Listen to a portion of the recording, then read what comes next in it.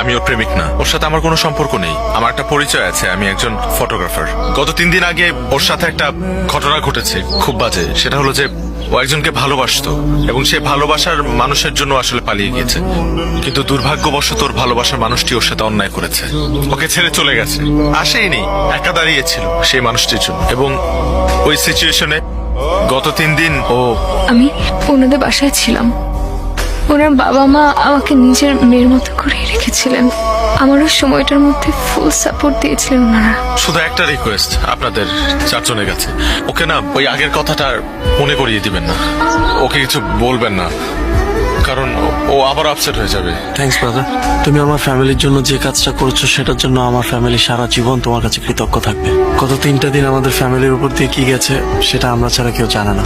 তুমি না থাকলে জিনিসটা হয়তো আরো খারাপ হতে পারত। এটা তোমার বাসা মনে করবা। তুমি আজকে থেকে আমার